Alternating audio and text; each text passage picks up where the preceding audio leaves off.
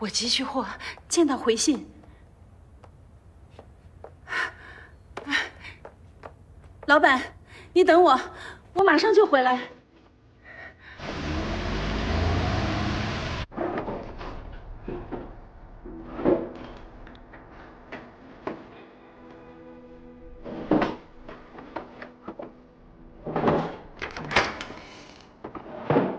回来了，丁主管。不是我说你啊，你这么大个办公室，连支笔都没有啊！哎，来，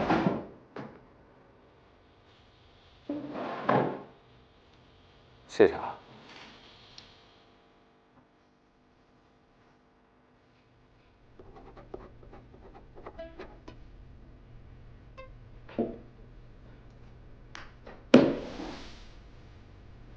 我要参加2层的员工考试。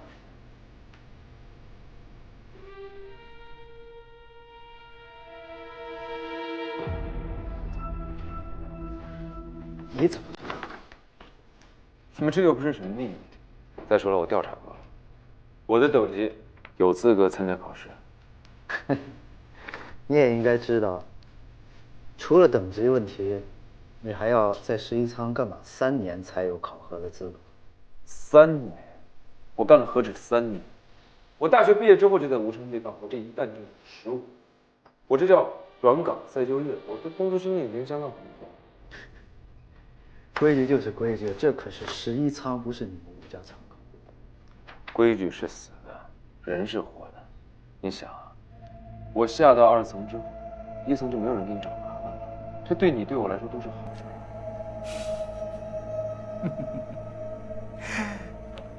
我知道，你想下2层是为了继续解开你那些未解之谜。不管你想干什么，只要不破坏规矩，跟我又有什么关系？可是，如果我给了你考试的资格，那破坏规矩的人就是我，这对我又有什么好处？再说了，其实我挺喜欢你的。我不怕你给我麻烦。那没办法了，那你就继续喜欢我吧，我接着给你添堵。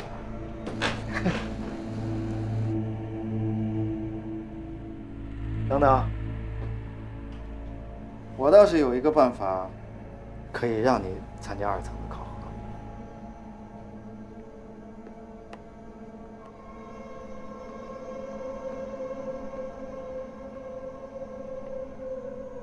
如果你考核失败了，就离开11仓。我用这个理由去说服跟你同时参加考核的人，让他们不计较。相对你破格参加考核，他们倒是更希望你离开11仓。我人缘有你说的那么差吗？我只是就事论事，你可以选择是否接受。我接受。好，我替你去说服他们。好，走了。哦，对了，刚才谁给你发的信息啊？看完之后态度转变的那么快。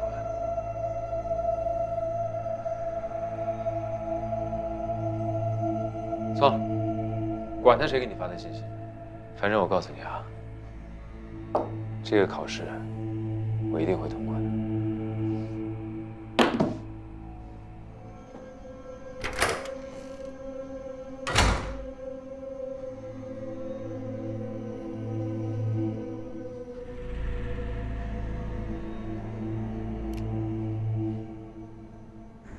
来，兄弟们，快来看看啊！今年的2层考核人员名单公布了，兄弟们，来看看我。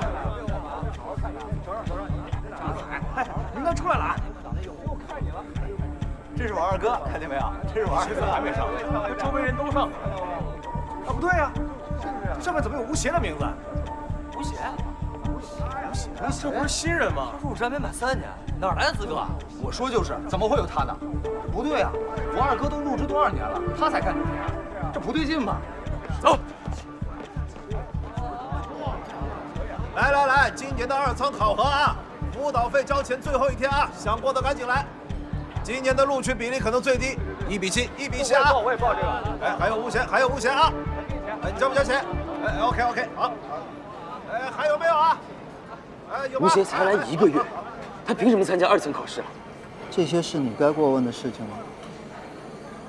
可这坏了规矩啊！你总得给大家一个交代吧？他是考不上的，考不上就要离开十一仓，离开了就不算坏了规矩。你要是怕输，就趁早退出，跑到这儿来大喊大叫，丢人现眼。我会输给他。您看着，这次我会让他生不如死。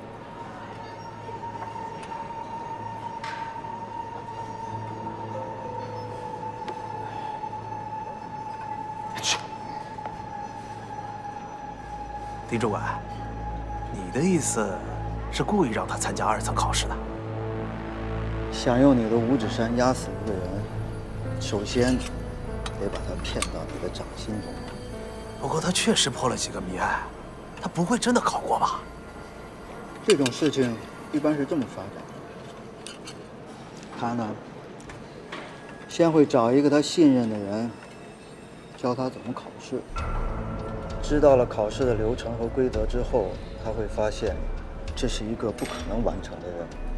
但是这种人牛就牛在会在不可能当中寻找可能性，突破极限。到最后，他会发现2层仓库的考核不难讨巧，即使他是一个天才，一天练习24个小时，还是不能通过。吴邪是不是输了考核，我并不担心，关键是这次事情之后，我不想再在11仓见到他。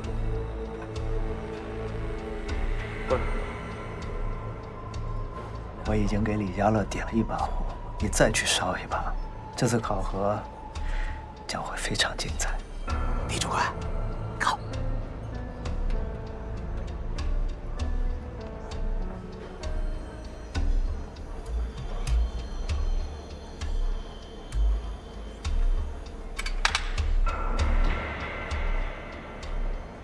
你呲着你大板牙干什么？小三爷，你太厉害了，这么快就拿到考试资格了。嘘，稍微低调一点。走。真正的困难现在才开始呢。哎，你不是参加过2层考试吗？挑尖是什么意思？你给我讲讲。挑尖就是取货，在1层仓库里找到指定编码的货箱，在最短的时间内找到最多的货箱，谁就获胜。我赢的几率有多少？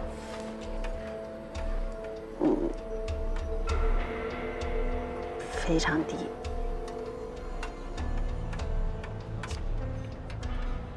这样吧，等到晚上下班之后，我带你去，到时候你就知道了。再喝点啊！干啊！忘了啊！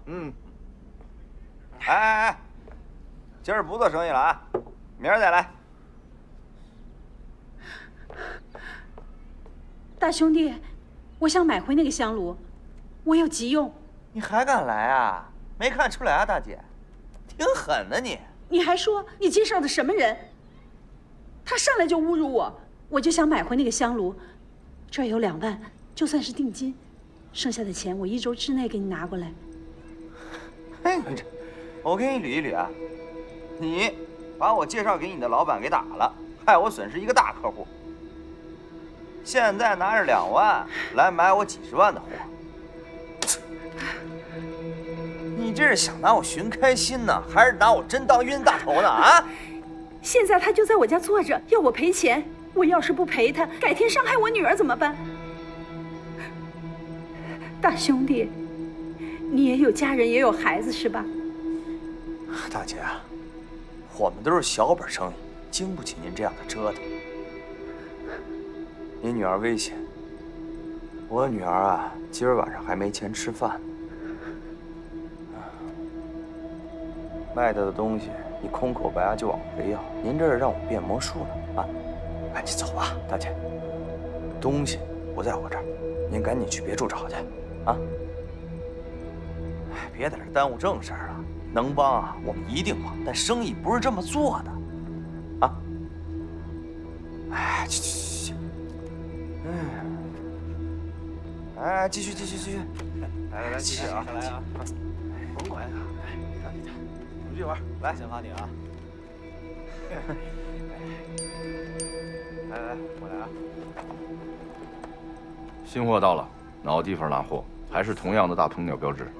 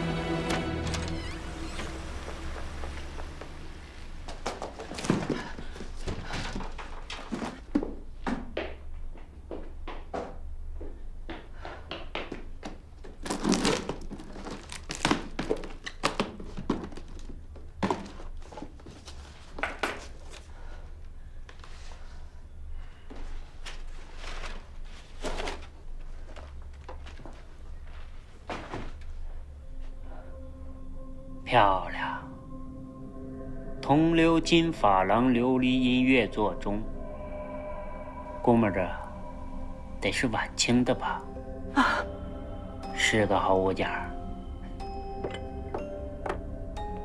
这种钟表都有娱乐功能，这个表盖儿可以打开，里面有个能动的小摆。 靠着精巧复杂的机械系统，咦，这机械怎么不对呀？这不是坏的呀，小彪啊！这坏的东西可是不值钱，是你朋友在耍你玩，还是你在耍我玩？我可以弄好它。 您给我时间啊！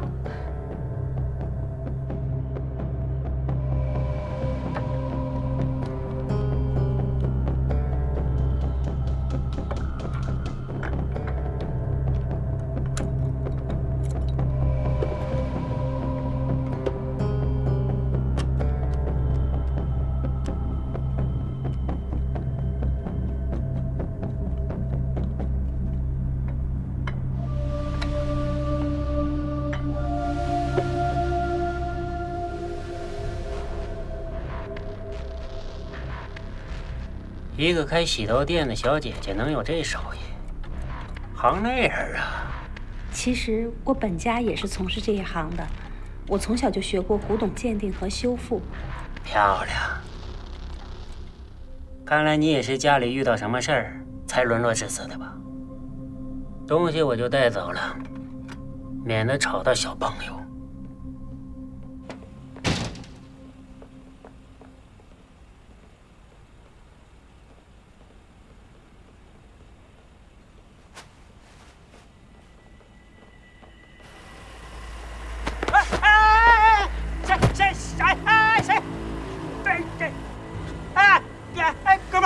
有话好说，咱有话好好说。别回头啊！回头给你家废了！大哥，大哥！我问你，又来骚扰了是不是？原来是你小子！我给送警察局信不信？服了，大哥，你听我解释，我跟他谈生意，他亲口答应的，童叟无欺，不信你问。装！干什么缺德事？你没事吗？大哥，你听我说一句，我真是冤枉的，我真冤枉的，不知道他是您的人，你听我说一句。 我们之间的事已经一笔勾销了，你别拉我。你是个好人呢，我得给你赔不是啊！大哥，你想想，这事算我错了，你高抬贵手放我一马，我保证以后我绝对不会再找他，你放心。别跟我这抖机灵啊！大爷，我天天在这儿。别回头，滚！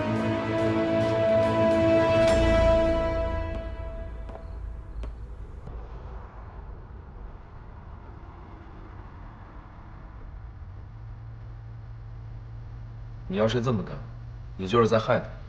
我们这一行面对的都是些什么人？每天朝不保夕的，他到时候能全身而退吗？到时候钱赚着了，命没了，你觉得划算吗？你的身份千万别让飘飘发现，别让他知道是你在背后帮他。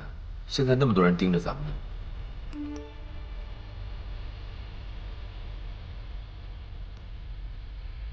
老板，对不起，今天有人上门闹事，你的货被他们拿去了。你给我点时间，我一定想办法赚钱还给你。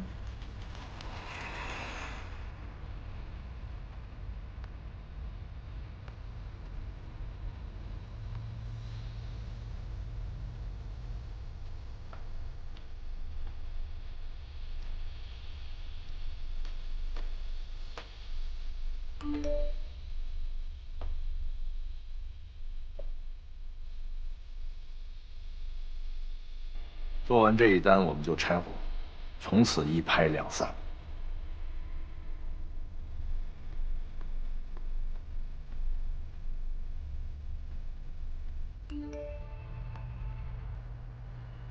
对不起，老板，我知道我做的不对，祈求您能原谅我。我真的很需要这份工作，只要你让我继续做下去，你让我做什么都愿意，我求求您了。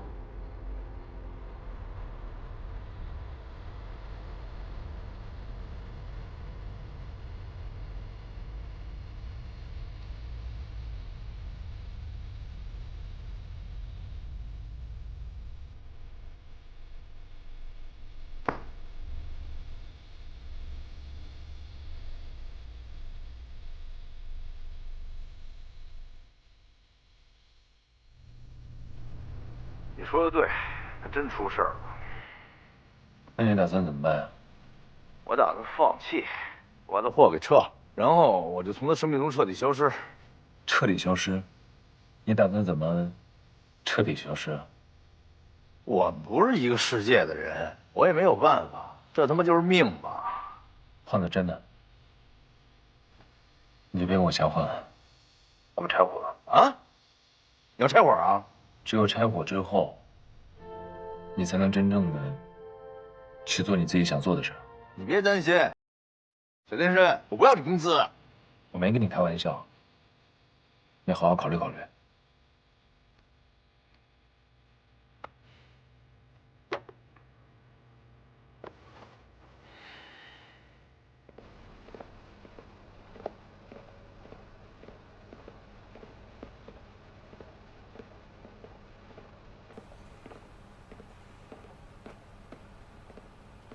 干嘛的？麻烦通融一下，不行。我们只待1个小时。好，那快点。谢谢。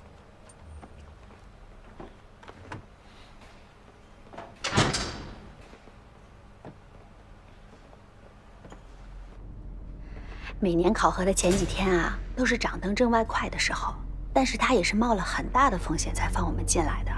如果被发现了，马上开除。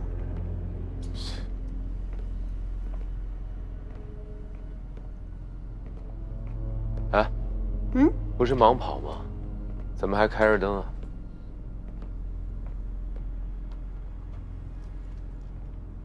戴上试试。这么难看？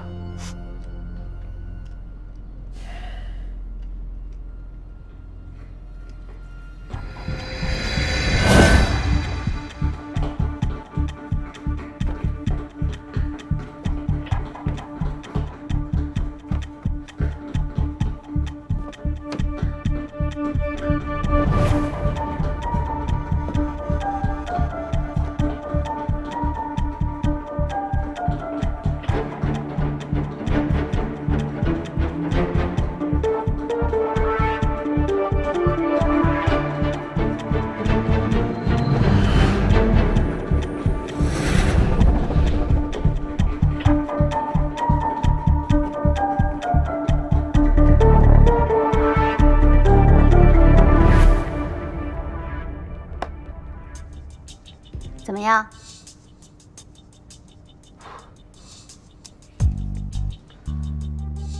哇！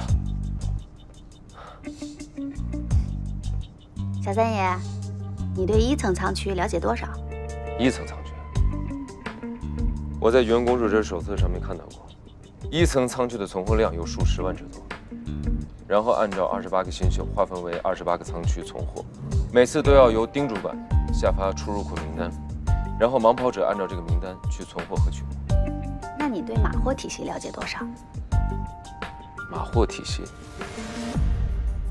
你知道你就说呗，你总问我干什么？马货体系简单来说，就是以一颗启明星作为原点，建立的一个3维立体坐标。启明星，你看，那颗最亮的就是启明星。无论你要找哪件货物，都要站在这颗启明星下作为原点寻找。每个货物都有3个数字来表示它的存货位置。比如，你想找一个10位置的货物，你就要往北数10个光点，然后再往东数10个光点，最后从下往上再数10个光点，就是你要存货的位置了。你这个存货的逻辑我是挺明白的，但是你们这个仓库这么大，我又不熟悉这里的环境，那我盲跑的时候很容易就迷失方向，那我马货的速度一定就很慢啊。那是因为你还不知道其中的诀窍。诀窍？跟我走吧。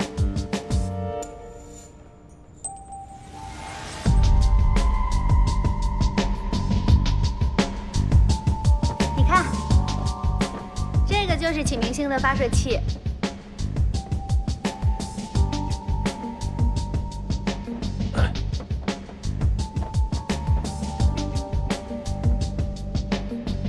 我刚刚说的诀窍就在头顶的这片星空里。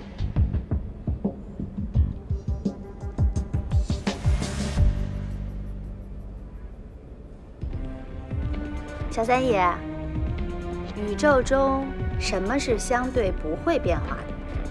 在相对短暂的时间里面，恒星在太空中的位置可以说是相对不变的。那么由恒星组成的银河，也可以说是相对不变。我给你看一下1层仓区里的银河。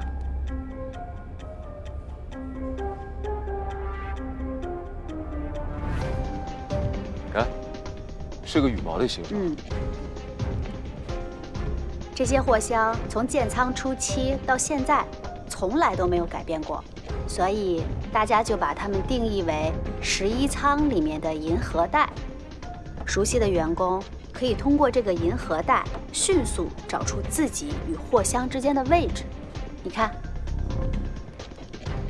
他们可以确认启明星到银河带中各个光点的间隔数，这样他们在盲跑的时候就不用一个一个光点去数了，他们只要迅速地确认自己与这些货箱在银河带中最近的光点的位置，然后再寻找货箱就可以了。啊，原来是这样。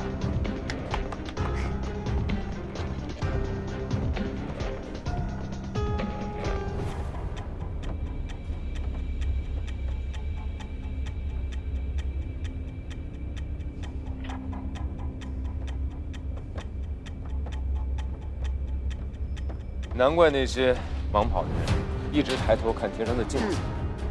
也就是说，银河就是一个位置提示。只要可以记住银河的具体位置坐标，就可以很容易的找到货。对这个环境越熟悉的员工，码货的速度就越快。有些厉害的员工啊，只要看一眼启明星就能找到货箱的位置。这就是为什么只有3年工龄以上的老员工才能参加这个考核。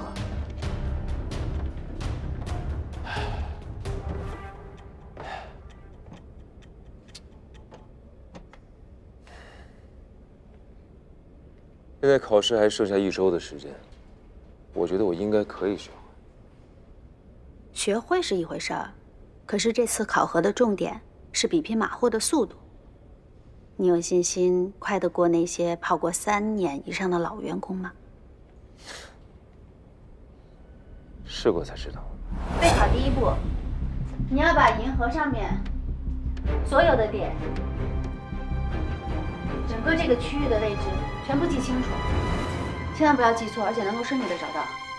这里，这。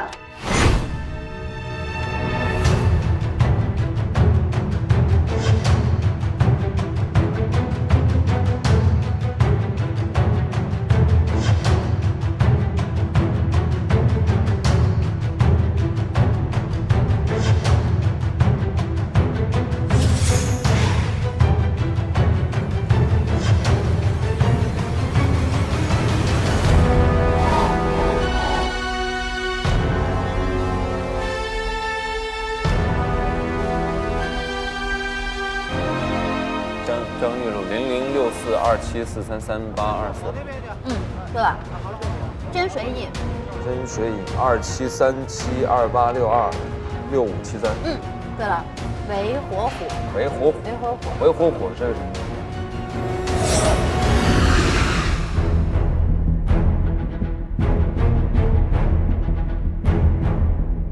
？272803752403。对。0333170200040333170004。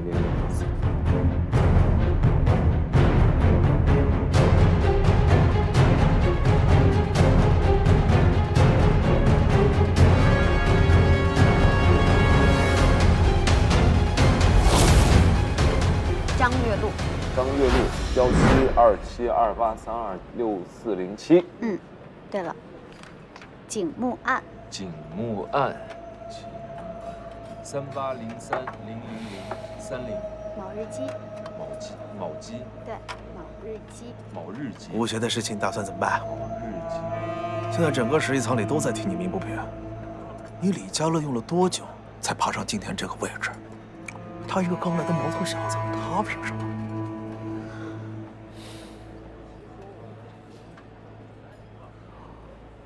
他下一次晋级，就到了你这个位置了。11仓本来名额就不多。考试的时候不会让他输。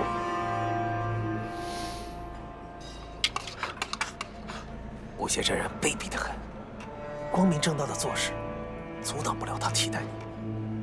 物竞天择，不是他死，就是你亡。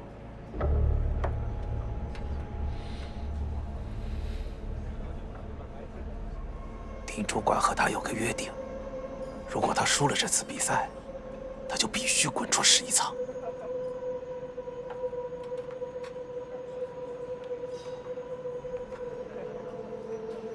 考试是在整个全黑的环境下进行的，很难区分人的位置。我找了一个人帮你。30727483。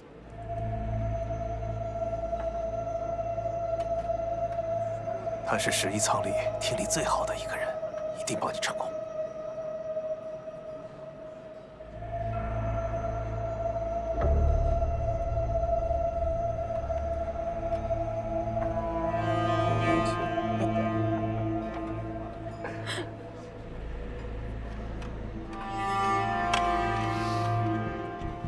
你要试着利用这些羽毛位置找到货物，而且时间越短越好。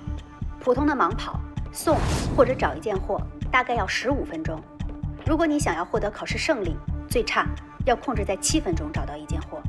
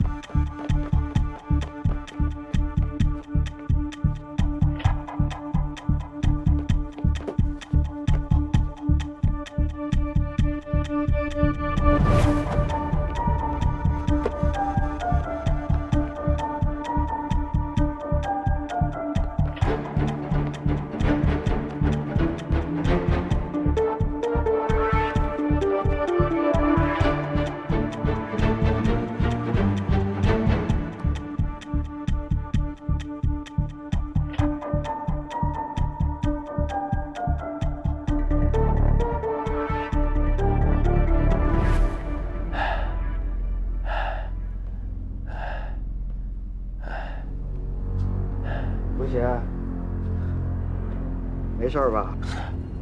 没事，就眼睛一直盯着光点看，有点晕。习惯就好。哎，地上凉，回屋歇着吧。不行，动不了了，再躺会儿。来，喝点水。嗯，没毒。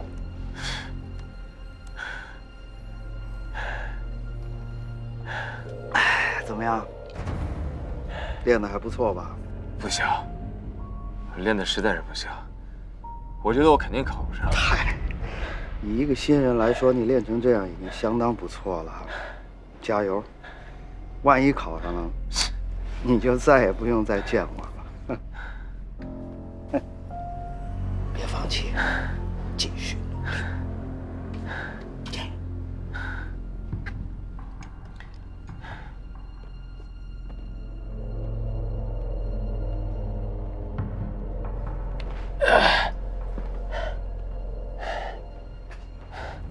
老狐狸，休息一下吧。不休息。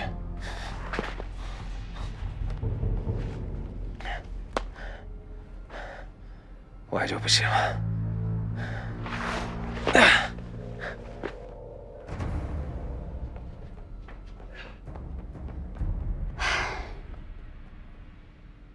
哎呀，你看你，跑了一头汗，还把外套给脱了，你不怕感冒啊？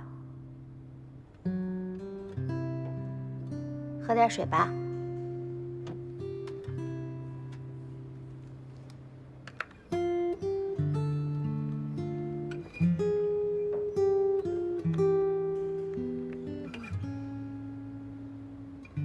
你怎么了？怎么看着一瓶水发呆呀？看到这个，让我想起了我一个朋友。只要他在的时候，不管做任何事情，好像都没那么困难。男的女的？男的。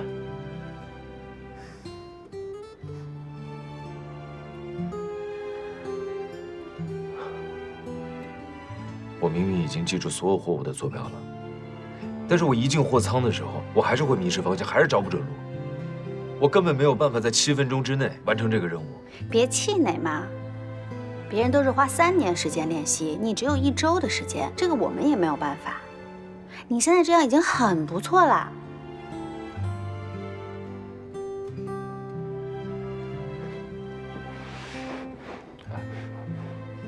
我能不能作弊？不能。我只是在那些货物上面稍微动一点手脚。不行，你碰了货箱，你是会被开除的。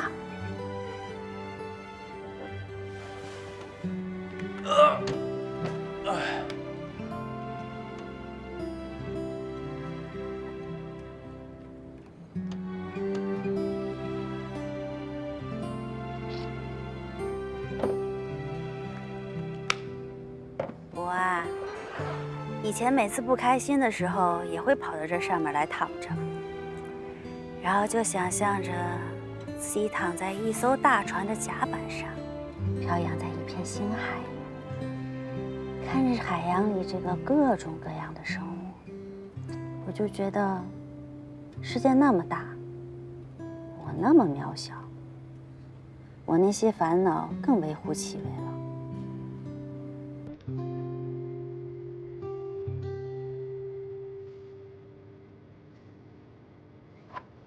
你看，在那边，你看那个汤区，像不像2条鱼在亲嘴？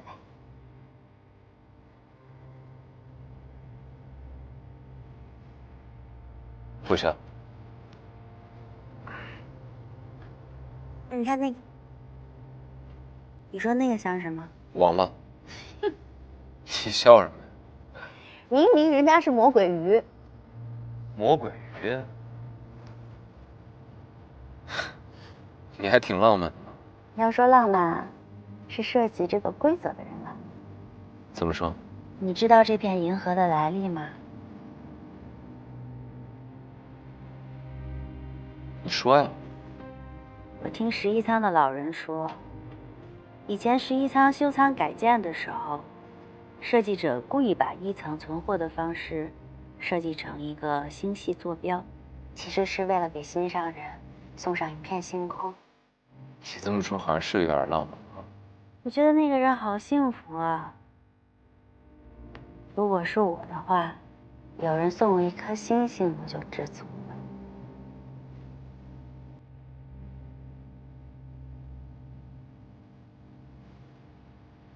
星星有什么好的？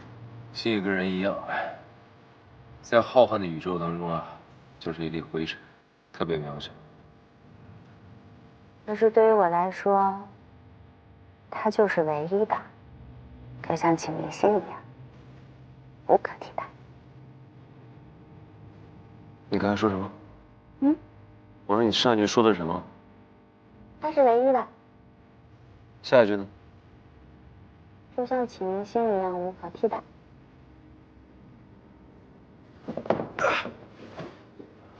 怎么了？我进去的时候能不能带工具？不能，所有人都不可以带私人物品。你们进考场的时候会经过严格的检查。还有，不能破坏货物。当然，最终一定是被查到了才会受罚。如果你有信心不让他们查到，11仓也认结果。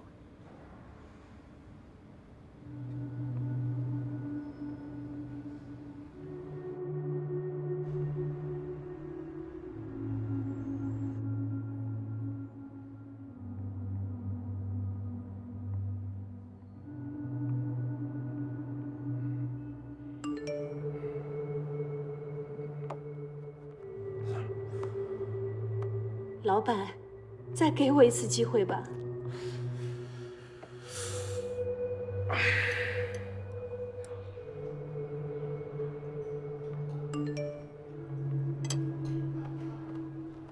我女儿生病了，真的很需要赚钱，求求您了，老板。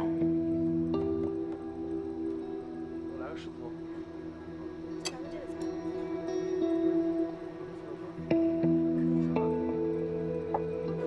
请问您认识这个电话号码吗？不认识，不认识。哦，你好，请问这个号码您熟吗？没见过，没见过。哦，好，谢谢啊。请问您知道这个号码是谁的吗？我有急事找他。哦，等不到。你好，您认识这个号码吗？啊？不太熟悉啊。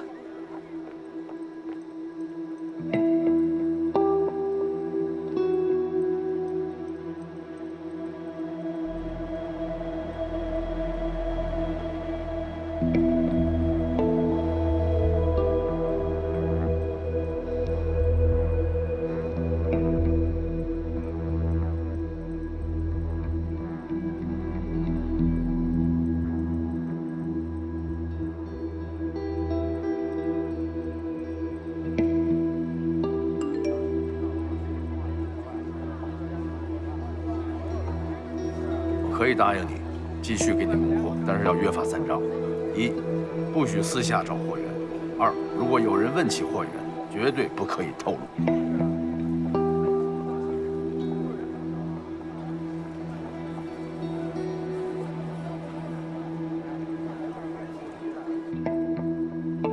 喂，胖子，怎么了？你飘飘现在的状态，要让他离开这一行，他肯定不肯。我要逼得太紧了，反而怕他出事儿。我明白，那你打算怎么办？我得想办法呀，怎么也得让他离开这一行啊。上次我跟你说，你不是吃药了吗？胖的，我是认真的。身体不好就别胡思乱想了啊！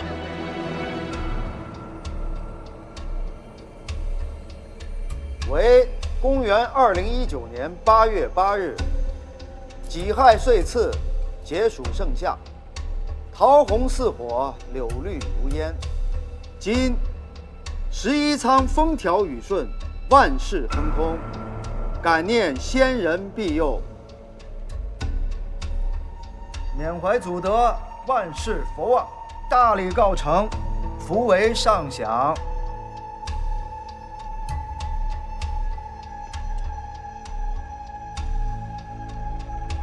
各位，